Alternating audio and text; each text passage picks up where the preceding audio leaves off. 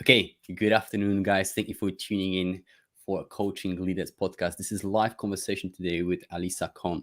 At the heart of my podcast is personal growth. I truly believe that the more we grow as individuals, the more we can contribute back to our society.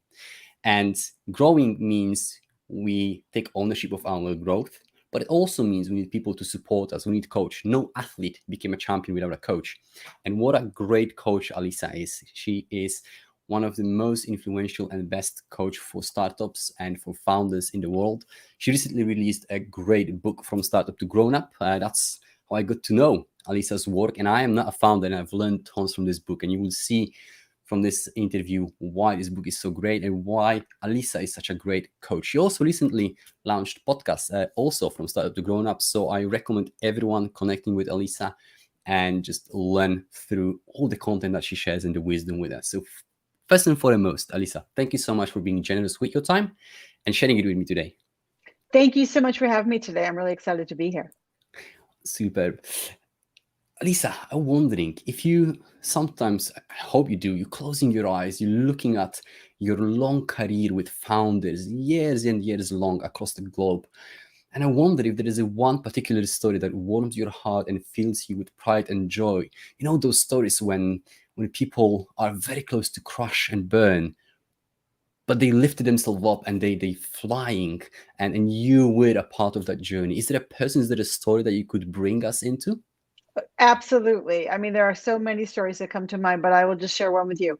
I worked with a founder a number of years ago. He reached out to me. We had a nice chat, and then he disappeared for a year, which happens sometimes.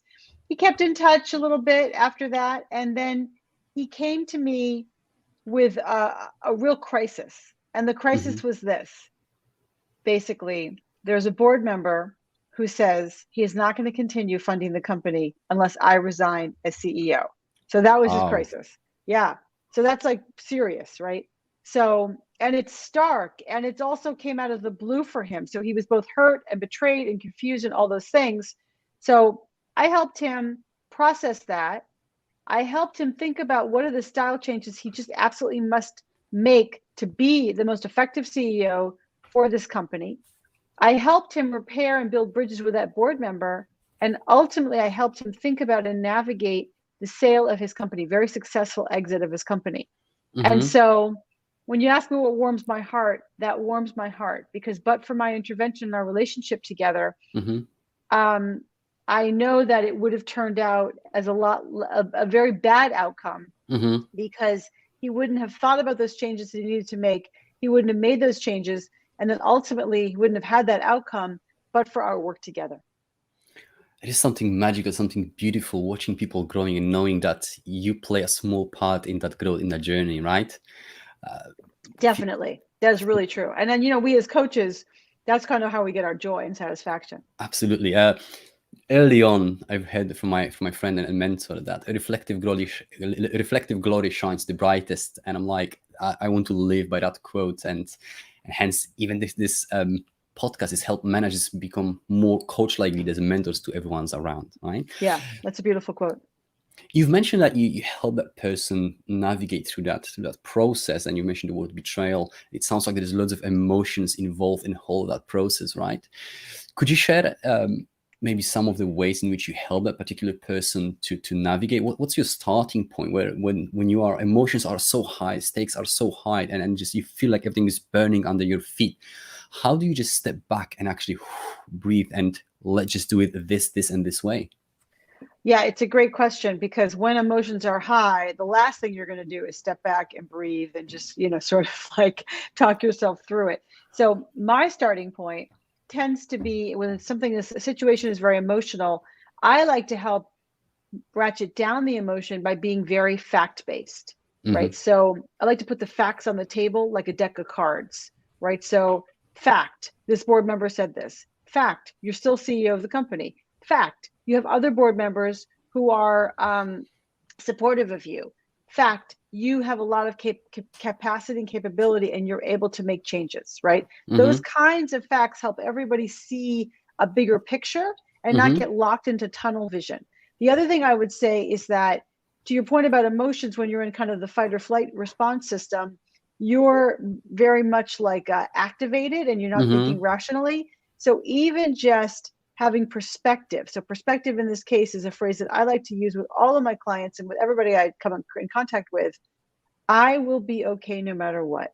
The truth is, if the board member is able to remove him as CEO and he then leaves the company that he founded and the company fails, if all those things happen, he will actually still be okay because he'll pick himself up and figure out what his next thing is and ultimately put one foot in front of the other towards his future, even if it is unknown. So I think it's very powerful to realize that as long as you're living, it's not game over. You still have another chance, and I will be okay no matter what. Yeah, pretty much. It's a great reminder. Most of the challenges ahead of us, it's not this binary stark version. Is it this or the world ends? Right. And if we look back in our own lives, there were moments when we thought that was it. If I can get it, I'll be done. And actually, you went through it. You've learned from it. You grew most likely from the whole process. And here you are again, a better human being. Keep on moving forward. Keep on smiling. Right. Yes, very wise. Very true. By the way, Ralph, I'd like to just say something else. The other side of that is also true. You think, oh, once I reach this milestone, I'll be done. Yay. And then you reach that milestone and actually, no, you still have all your issues and all your problems and all your concerns. And sometimes you also have different problems, right? You had these problems of how to keep your company alive. And then you have, once you're successful, you have different problems. How do I find meaning and purpose, right? How do I kind of figure out what my next thing is? All of us, life is problems. And so we all hopefully get to pick our problems. Power is to be able to pick your problems. And so you're kind of never done. It's always a process of continuing to learn and grow and figure out what the next milestone is and the next journey is. Absolutely. And it sounds like, so I was quite naively thinking, okay, so I'm not a founder, but when I was reading your book, I've learned that it's a two different challenges. And it's not that if you're a startup and then when your company grows and it kind of like you're going from 50, 60 people to 100, 500, your problems disappearing. They're there, they're just different and you have to manage it differently. And it sounds like this is something that every founder goes through, right? So true. Absolutely. Yes. So if we were to look at, let's just look at actually the first startup challenges. Now, let's just imagine for a second that next week you're taking on a new client, new founder that you're going to work for. And I'm wondering if there is something that is going to happen before you get to know the person, before you get to know the details, before you step into the business, that those are 2, maybe 3 typical mistake traps that all founders are falling into and are going to have to deal with them. Are there some universal mistakes that founders are doing? I think that's true. I think all leaders do this, right? Number one, founders think everybody else is in their head. And actually, it's not true, right? The music in your head is the music in your head. And your job as a leader is to translate the music in your head to make sure that everybody can see that music and hear that music and be on the same page. Mostly, there are blind spots that are not happening. Mostly, a leader and a founder are not aware of what is not coming across. That's one thing. The second thing is that always and forever, and this is in your space around feedback, I do 360 feedback for all my clients. And here's why I do it. You are the expert on your intention. Everybody around you is the expert on your impact. And I promise you, no matter what, there are times where your intention is not matching your impact. So it's super important for you to figure out, where is my impact and my intention not aligned? And as a leader, how do I get them aligned? I've got this actually quote here in front of me, Alisa. This was the most beautiful quote that caught my attention as I was reading your book. That was the most important part for myself, and I smiled to myself so much because it's true in our life. But as a feedback coach, as you mentioned, and within the feedback, people do have a great intention. It's just how they come across, how they start the conversation, and how we are coming across as a founders or leaders. It's completely sort of detached. Right. And likewise, when people are, we are quick to judge people through their behaviors, not through their intentions. Right. But when it comes to us, we judge ourselves through intention. So true. So let's just unpack that quote itself and just try to figure out why that is and what can we do so we stop falling into that trap of just living in our own intentions only. Right. Well, I think what that means is, especially for founders who are so intensely focused on their company and their success and anxious and tight about it, what they want is the success of the company. What they also want is the success of the leaders who are facing them, their executives and their employees. So they might say kind of directly, that's not working the way you're doing that, right? Blunt, that's very blunt.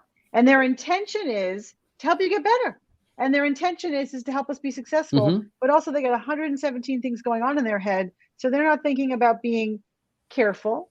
They're not thinking about the eyes of the listener, right? For the perspective of the listener.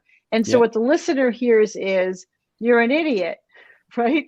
Because Mm-hmm. it comes from the boss, not just the boss, but the big boss, not just the Mm-hmm. big boss, but the founder and CEO. So your words, right, have a lot of weight. So you have to Yeah. take care in how you share your words. And if what you want is the person to make changes, you want to showcase and share with compassion and with care what's not Mm-hmm. working about the situation, and maybe some thoughts about how they might fix it. And then also hope and belief in them and their Mm-hmm. ability to fix it, as opposed to just landing with as criticism. Yeah, there was this funny story in your book about the parking lot party or something like that, right? When Yes, this founder just yes. offhandedly said something, she said something, and then this is being taken as a grant, and then a year later, it happens. I've heard similar story about somebody in the Goldman Sachs, I think CEO or someone who just passed by and just mentioned something about the gold, the I like the gold part of it, and somebody just the way it went, it went across the company that we need to buy more gold, basically. Yeah, From totally. I appreciate you buying the gold. I like the gold too. Let's just all take that direction as an executive order, almost, That's right? right. It's That's right. it's crazy how we're not Yes. realizing the power of words that we have, especially if you are very high, and if you are the founder, it almost becomes a bible of everything what you say to people. That's a good point. That's a good way to put it. Yes. Mm. And just, Ralph, I just want to actually share the specific story that did happen, right? So one of the CEOs I work with, she had said, look, they had a Christmas party, in the holiday party. It was in an area in Texas, so it was warm, and they had it at a restaurant down the street. And the CEO said, "Oh, that was a great party. The only way it could have been more convenient is if it was in the parking lot." Ha ha ha ha. But then next year, she heard from other people, "Do you want a tent in the parking lot for the Christmas party?" And she was like, "What? Why are we doing the Christmas party in the parking lot? Because you said you wanted it that way, right?" And she was surprised that they had taken her so seriously. So you don't always realize the weight of your words, and that's Mm. important. Yeah, and that leads me to another story from you, because there's one quote that stuck with me, so that's what we already talked about it, but there's two stories. One is about actually positive feedback, so I'll come back to it later on. But there is one about this gentleman. I can't remember the exact details, but I think you did a 360-degree feedback with that gentleman. He looked at that and just stormed out of the office and just Yes, left you puzzled. And then he came back. yes, Could you share the story and yes. what happened there? Because I suspect he just completely wasn't aware how it comes across. What you just read, it just came out of the blue to him. Definitely. Yes. So what happened was, I was doing 360 feedback with the CEO in India. I had talked to all his team, and we were in the conference room, and I was debriefing the 360 feedback for him.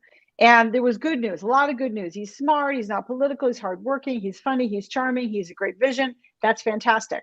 And the bad news, the sort of development opportunities were, he could be super demanding, super critical, and at his worst, he was a bully.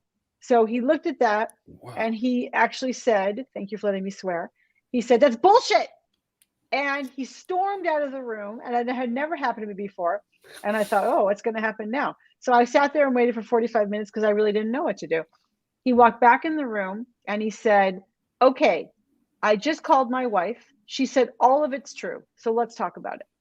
So Wow. it took him, I understand why this happened, but it took him also a third party who could tell him the truth, right? Which is very powerful, Yeah. especially when your people in your life will tell you the truth, that he could recognize that in himself. Otherwise, it just felt like this is not true. Having that sounding board is really important. I've been fortunate to work in one business with Kieran, and he's my friend and mentor. But every time I doubted myself, people will, telling me certain things, the way I behave and do things, I would reflect on it, but then also went back to him and honestly said, can you just let me know, do I really come across that way? Or is it Yes, just me not seeing it, or they exaggerating it? I don't know. It's very important to have that sounding board and just clarify, bring more context to the conversation. totally. Yes, that is exactly right. And so from this perspective, as that gentleman just ran out and comes back, it shows certain abilities as well as. So, and I'm wondering, what are the characteristic traits that successful founders do possess from your experience? Those are the kind of must-have attributes. We can work on things, but those are the kind of core characteristic traits of a founders. What it is from your perspective and experience, Alisa? Well, I think I say what everybody says, which is the truth, which is grit, grit, grit, resilience, resilience, resilience, persistence, right? Founders at their best are peering over your shoulder to a future that you can't see. If you can't see it, nobody can see it. And it is an uphill battle. Most startups fail. So why would you even start a company? Most startups fail. So you have to think about your ability to go the distance and to work even when it gets hard. There's that. The second is, I think more and more that founders, and I do a talk called Entrepreneurial Mindset, and it's certainly about persistence and resilience, also about agility. That is super important. Being able to adapt to circumstances, take in feedback, and adjust and redirect as you need to. And then I would just add sales skills. I think people don't think about that, but you have to be able to sell funders. You have to be able to sell key executives. You have to be able to sell, employees, and basically sell the market on what you're doing. So one way or the other, you have to develop, I think, sales skills that are really going to help you a lot. Yeah, that last part is something that this is what I never thought to have my own business. Even I work only for myself. I don't think really to scaling it. Right. It was the reason why I wouldn't go into founding business, even though I love grind. I love working on myself and high challenges. I actually always put myself to be David facing Goliath, no matter what I do. Just before this conversation, I'll explain why I've launched this as a live conversation, because I wanted to remove the safety net. I just love that environment. But the sales part for me is just kind of like, whoa, it's a great tip, guys. Just, you got to be mindful. You got to be able to sell it, because otherwise you'll struggle. And in your book also, there are some stories that, perhaps you want to be a founder, you are a founder, but at some point you're realizing maybe that's not for me. Does it happen often? And if it does happen, what's the best thing to do? Persevere, or actually step away, change the role? What would you advise to people who go all gung-ho on founding a company and at some point they realize perhaps it's not for me, but I'm so invested into it emotionally, time-wise, and money, that I feel like trapped? What would be the solution there? Right. Well, I think what you're talking about is a self-awareness, is to realize what you're great at and what you don't like so much and are not great at. You're not your natural swing. So sometimes what founders do is they start their companies and they think they have to be the CEO of the big company as it grows. I talked to a 4-time founder just a few months ago, and he said to me, I finally realized that I'm the guy who can bring this company from 0 to 50 million. And that there's somebody else out there who's going to be much better to bring it from 50 million to scale. And that's not me. I don't enjoy that. I'm not into that. I don't like consistency. I get bored by doing the same thing over and over again. So that's the time to find a professional CEO. So sometimes it's not about, if you want to start a company, you tend to have that. There's a reason you want to. You either have something in your blood, the idea in your blood, or you have that kind of temperament. I just talked to Mark Laurie, who talked about, like, I just wanted to be an entrepreneur. And so it's like, I didn't have an idea. I just wanted to be an entrepreneur. Or I don't want to be an entrepreneur, but I have this idea that's like super important. That's like so important. So one way or the other, you can found that company. You can also be great at what you're great at, whether it's the product, whether it's the market, even it could be sales, it could be the technology, and bring other people in to compensate for your weaknesses. That's what's important. And I think about being a founder. Ultimately, though, on a 5-year journey, on a 7-year journey, on a 10-year journey, you might get exhausted. So that's another part of my book. Really, the first part is about managing yourself, making sure that you have practices and protocols in place to help you not get too exhausted too quickly, because that means that you're going to make bad decisions, maybe sell the company too early. You've got to find a way to take care of yourself with sleep, with breaks, with nutrition for the long term. So important. And thankfully nowadays you got more people talking about well-being and how to look after yourself and sleep and all that. It's so important and yet overlooked. It's one of the main lessons that I'm actually passing on to my son. He's 18 next month. And early on, although I know he's a teenager and he loves playing video games, early on I'm trying to drill the importance of sleep.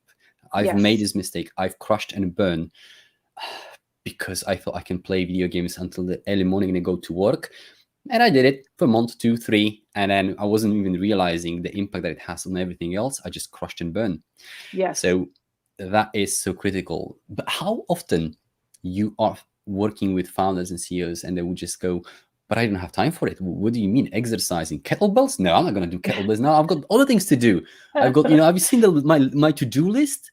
And people are breathing down my neck and the problems to solve. What do you mean? Take a break, take a walk, take a sun, sleep. Like, how often does it happen?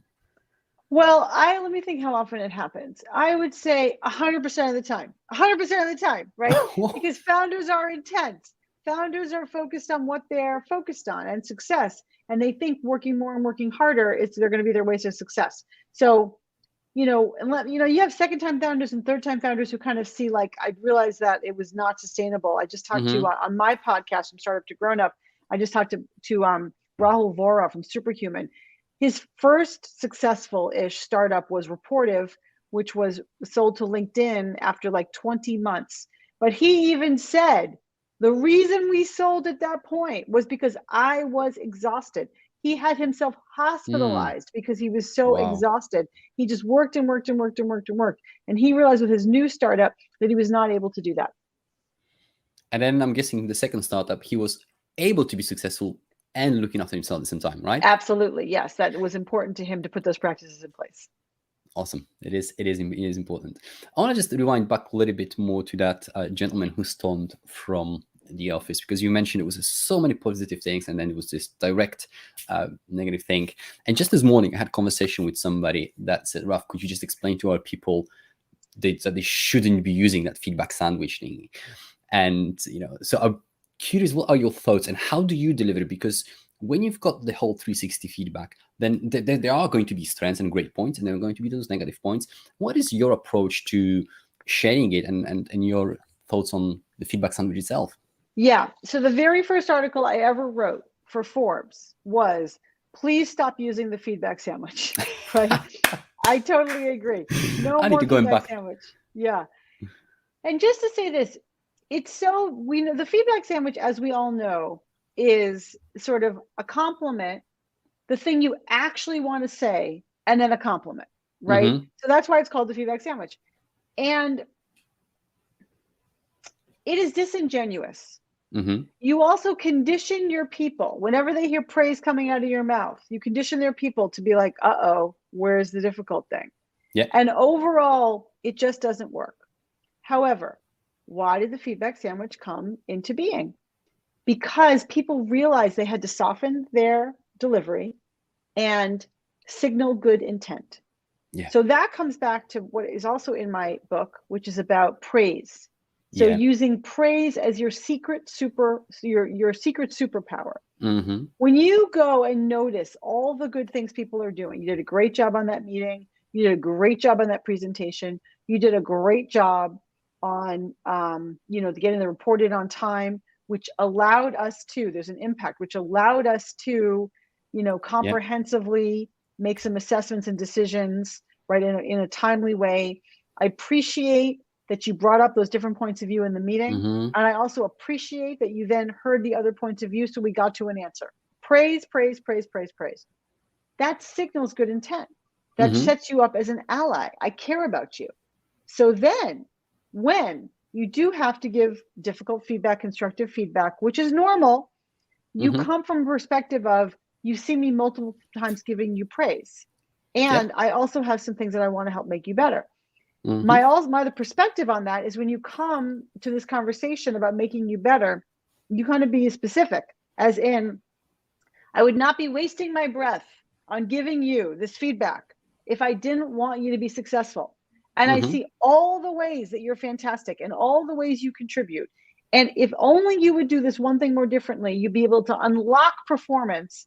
And I know you as a superstar want to unlock your performance. If you come from that perspective and signal that perspective, whatever you're about to say is going to go much better. As opposed to what I think people instead do is come with blame, come with fault, come with correction like a teacher, not like a peer, not like an ally. And that is how feedback goes wrong. And it's the last thing to say is they also come only when there's a problem, which means you demoralize people over time because they only see you when there's a problem and they never see you when things are going well. Wow. Absolutely. You are spot on with that. In other words, when you're using that positive feedback, you're signaling, I see you're important to me because I'm taking my time to actually observe what's right. Right. And which that sounds bad, but also I'm already different to so many other managers that don't do that. So I'm already setting myself apart. And then I'm showing you my intention, being specific about it. So I don't have to then go positive, negative, positive, just to quickly demonstrate it because I've earned the right earlier on. Right. And if I've earned the right, now I can challenge you because you know that my intention is pure and I've demonstrated it. It's not just a word. It's not the slogan like, the mission on the wall. It's actually the act. And then when it's game time, I actually, we have built the trust. The way I look at it, Alisa, is that every feedback interaction that you have, doesn't matter whether it's positive, negative feedback, what type of feedback you want to, either adds or depletes from the shared pool of trust. Right. Totally agree. The more Love trust, that. the easier Love that framing. The more trust, the easier the conversations are. So don't build the trust just only with those difficult conversations. Build it with asking, receiving, and sharing praise. You're ramping up that trust. So even if you're not in a best possible mindset and time perhaps and delivery, people will forgive you because you've built that reservoir of trust earlier on. Now it's time to utilize it, right? Yeah, first of all, I love what you just said. And the pool of trust, you have to think of the pool of trust as your strongest asset as any leader. That's so powerful. Now, the other thing you said is also powerful. Every feedback interaction, actually every interaction you have, but let's say every feedback interaction you have does something with that trust, with that pool of trust. Either adds to it or it takes away from it. A mentor of mine once said, this is a long time ago and it really stuck in my head. He said, we know that you should have, we were doing this sort of training session. And he said, we know that you should have been building trust with your employees and you didn't. We know you should have been giving praise and like making sure that you have a strong relationship with your employees and you didn't. So now you've got to deliver a difficult message. What should you do? Use that moment of delivering the difficult message to build the trust. And the way to do that is actually also to acknowledge your vulnerability here and your mistakes here, right? Which are, I should have been giving you much more feedback along the way. I should also have gotten to know you better and built a strong relationship with you before we had to then have a difficult conversation. It's on me. I'm bad. So first of all, I want you to know I'm taking away, no matter what happens, I'm taking away my own need to improve as a manager. And I want this conversation to set the tone for a different way for us to relate to each other going forward. It's a very timely advice because right now a lot of companies are doing performance reviews. And for a lot of managers, unfortunately, it's going to be, now I have to deliver the feedback, but I haven't been doing it in the past. And I always say the same thing. It's a good opportunity for you to come clean, be a little bit more vulnerable, admit your shortfalls, because people will walk into this conversation knowing, well, now you have to do it because you've been told by your HR department, but you've not been doing it earlier on. So if you address that early on, admit it, take it on yourself and say, moving forward, this is what I'm going to do with you, that whole conversation will be completely different if you do it right at the beginning, if you address that shortfall of yours, right? Totally agree. And by the way, I addressed that in my own LinkedIn learning class on specifically giving virtual performance reviews, because a lot of us are virtual now. So giving performance reviews is what's happening this time of year. When you have to do it virtually, you have to then build that trust virtually, which is also obviously harder. It adds another level of complexity to it. Right. You've mentioned years ago your mentor helped you that. And so I wonder, even the best athletes in the world, they do have a coach, right? So does Alisa, one of the best coaches for startups, have a coach? I have multiple coaches, you'll be happy to know. Right? I believe in all of this. First and foremost, I have my fitness coach, Tom LaFera, who helps me stay fit and on track with my kettlebell program. So not only is that great for my fitness, but actually I've learned a lot from him about coaching. The truth is, Mm-hmm. like, he's super positive. He has me focus on one thing at a time. He Yep. shows me what I'm doing right. He knows I want to succeed. He looks at failure and mistakes as like interesting opportunities to improve. Yep. So that's a really great way to think about coaching. And that I've gained a Mm-hmm. lot from his style. The second coach I have is a peer coach who helps me think about my business and investing strategy. And then I have another peer coach who helps me think about my own coaching style and the things that I deal with as a coach. And of Wow. course, I always have access to the master coach, Marshall Goldsmith, legendary executive coach Marshall Goldsmith, who is my mentor and friend for 17 years.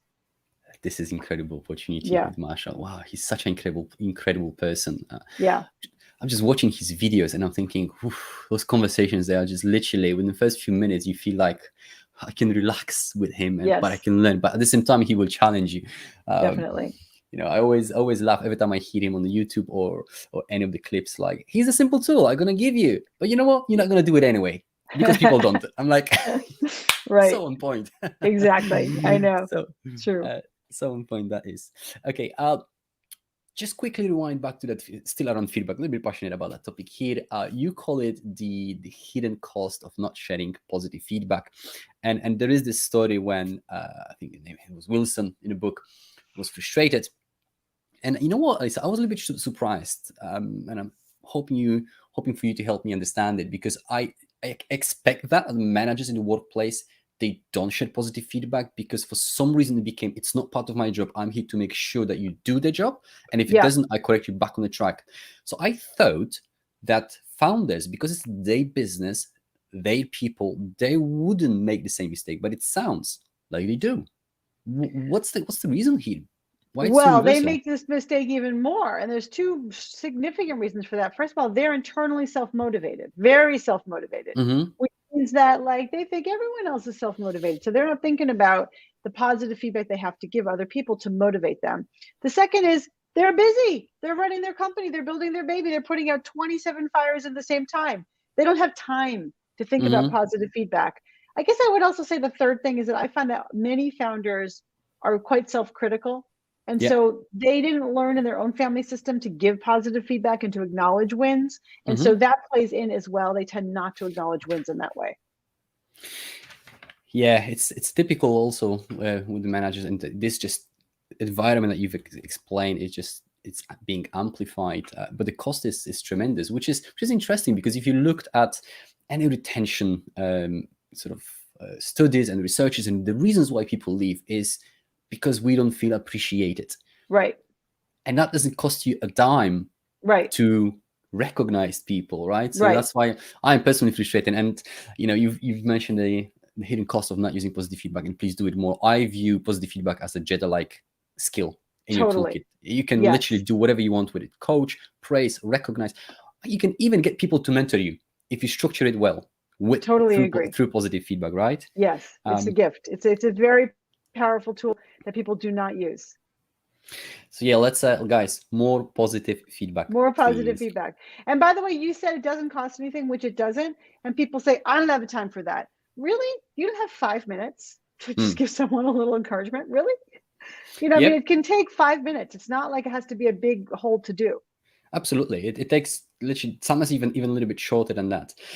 There's a question that I have for you, actually, because I don't have much experience yet with tech companies as you do. But I got my own thoughts, and I'm curious to hear yours about tech itself and feedback culture. Now, I get that we're trying to, and we want to use more technology to shortcut things, to automate things. And there are loads of great tools out there for the feedback. But on the long run, I would love to hear your thoughts on, is it tech really for us, against us, or what is your take on tech and feedback culture? Well, I'm not sure what you mean by tech in this case. I mean, I would say this: if you have a tool that helps remind you to do things, then I think that's awesome. And that's what you should do. So people, when I'm coaching any executive, any leader, any founder, you know, will come to this great moment. Okay, great. Oh, I'm going to do that. Whether it's I'm going to give more positive feedback, I'm going to, you know, set up more time in my calendar for strategic thinking. I'm going to engage with this number of customers. I'm going to have meetings in this way. Great. And then they say, but how am I going to remember? And then, you know, I'm a coach. So I say, Yeah, how do you think you're going to remember? And they always say, I can only think of two ways. One is to do a calendar invite to myself, and one is to put a sticky note on my computer. Yes, those are the right answers. So a third way may be to automate reminders for yourself, because the point is that when things are visible to us, we do them. When they are not visible to us, especially when we have not habituated them and conditioned ourselves already, then they are not available to us. So that's a good one, the reminder part. But I'm also curious, the delivery sort of part. So I've seen a few tools that you can actually share lots of positive feedback, and it's being shared lots of in a company that work with positive feedback, and you could read it and I think, oh, it's a great thing to do. But my worry is it's been very easily to just do it, quickly send it, and just never following up properly with it. Or the same comes with asking for feedback. It's just kind of like, I asked for feedback, I got the feedback, but it's not what I expected, sort of thing. And it becomes just kind of like a habit of doing it from your computer and just get this piece of information digested and move on quickly. I'm not sure if it's just me being biased or a person who comes from hospitality, and I am very much this in person, and build that trust, build that. If I'm sharing positive feedback, I want to build that, oxytocin here. I want to build that trust with sort of eye-to-eye contact. I know sometimes we need to do it virtually, but I think it's about connecting and building trust. You've mentioned early on about the trust and feedback as well. And I think if that will be your goal, my goal isn't to give you corrective feedback. My goal is to have a conversation to build more trust. And I use feedback as an opportunity. I think it changes everything here. Yeah, there's no question. And also, everyone has their own style. So I see that you're a hospitality person, you're face-to-face style. Okay, that's fine. Other people are kind of a Slack style or an email style. I myself have built very powerful relationships only by email. Oh. And you can do it if you want to. But I think your point is it shouldn't just be rote, like from the wrist. It has to have intention and meaning behind it. Yeah. So at the very least, at least what I do, I just shoot video messages or voice messages. Just so you know, I hear you, Ralph, but just so you know, when I get a video from someone, I actually don't like it. I think I'm frozen here. Yeah, can you see me and hear me? I can hear you, but it's just the image itself. I'm like frozen. Yeah. When someone sends a video to me, I sort of find it hokey. I don't like it. It feels like an extra step to have to download it. When someone sends a video message to me, depending on, like, there's probably 1% of people in the world who I'm excited to get that audio message from. Everybody else, I'd rather just text me, because to me it's an extra step to have to, download it. So I hear you that's your style. Not everybody has the same style. Yeah, I understand. It's important sometimes to remind yourself that it's not just what you need; it's about what other people need, right? And, definitely. And it's supposedly golden rule, quote unquote. Treat other people like you want to be treated. It's not the way to go forward. It's actually you have to find out how people would like to be treated. How they want to be treated. Yeah, I just got a call literally this morning, from my friend Eric Dewan, who's the best-selling author of Digital Body Language, and she called me. And I picked up the phone and she said, I know that you don't like to be called. I know that you prefer text or email. And I'm like, that's so true. She said, I just wanted to call you but it was just really funny, because she, of all people, really understands that everyone has their own style of how they want to receive digital communication or virtual communication. Yes, true. So true. We spoke a little bit about the founding the company. And now it's a little bit, let's just stay a little bit around the scaling part here, because again, correct me if I'm wrong, but one of the biggest challenges that managers are facing when they're growing in their positions is they find it difficult to give away that power and responsibilities, because they feel like I have to be in doing so. And I can imagine founders even more so think like I have to be engaged and involved in everything. And if I hire a chief of people, head of people, if I hire, someone else, I'll have to pass it on to that person. Therefore, I'm no longer contributing to my company. I can imagine only that happens. Is that something that founders are struggling? Yeah, definitely. Founders and other CEOs, actually, surprising number, that they think it's not even that they won't hire the person. They'll hire the person because they understand they have to hire the person, but then they won't give away and fully delegate those functions because they're worried it's their baby. They think that they have to be involved. And it is true. If they give away all the things that they're doing right now, it's really difficult. What am I going to do? And that is a sort of inner yearning and inner concern and secret of many, many founders, which is definitely very difficult to overcome for them. But what we do is we help them identify the way they uniquely add value. The truth is, they can find somebody to run the comp process. We can't find somebody to express and articulate the vision over and over and over with such, sincerity and passion, because they're the founder. So they need to spend their time doing that, motivating people by giving them positive feedback, because they're the founder. They don't need to be the only one who cranks out the product. Someone else can do that. Yeah, and so if you sit down with the founder who goes through that challenge, is there any particular exercise that you helping that person change their mindset and shift their perspective in that regard?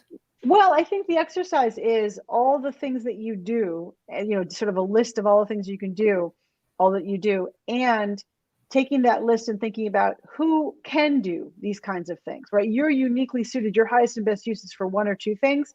Who else in your world could do these other activities? I actually have a course again on LinkedIn Learning about virtual delegation. And part of delegation is, first of all, thinking about what could I delegate? Because if you don't have that, you don't have anything. Then if you think about all the things you don't have time to do, strategic discussions, strategic thinking, visionary thinking, plotting out the future, motivating other people, setting, sort of really articulating the vision all day, every day. Those are the things you should be doing as a founder. So giving away as much as possible helps you do those things as a founder. Fantastic. We are about to wrap up, guys. So I've got just two questions. But the first one would be for me, when is the right time, or how founder can figure it out? Now is the time to scale, because again, I can only imagine things are going well. There's more money that coming through the company. So there's this natural thing. Let's just ride that wave and just add more and hire more and expand. So what is the sort of tipping point, and how should founders figure it out? Now it is the right time for me to scale. And what are the telling signs for you to say, actually, no, you shouldn't. You should hold back first, still build those few things before you move forward? Well, I think scale, of course, is a sort of a little bit of a complex concept. And I think it's also relating to where the company is in maturation in terms of so-called product market fit. If you are really reaching product market fit, which means you're breaking because you don't have enough people to manage and lead the work, you hopefully should have started your hiring process before that. But it can be hard to figure that out. So I think the question is maybe to ask yourself, what's broken? Why is it broken? Do we need to have better operational process, or do we need to have actually another person coming in to build that process? And those are the kinds of questions to ask yourself that are in terms of scaling. How do you know you're ready to scale? You personally need to build yourself as a leader and build yourself on the inside, right? To have your ability to manage your psychology, to have your ability to be a great leader. All those things are going to help you recognize that you're ready to scale. Very important question. Do we need to change the process or bring more people in? Very valuable. And very last one, and it's a fixed question that I always have, and I'm always curious to hear what makes great coaching leaders. So I'm wondering, who is that best coaching leader that you worked for in your career, Alisa? Best coaching leader, the one who's the best coach? Yeah, for you, that you've met and worked for. Oh, you mean that I learned from? Yeah. There's a CFO.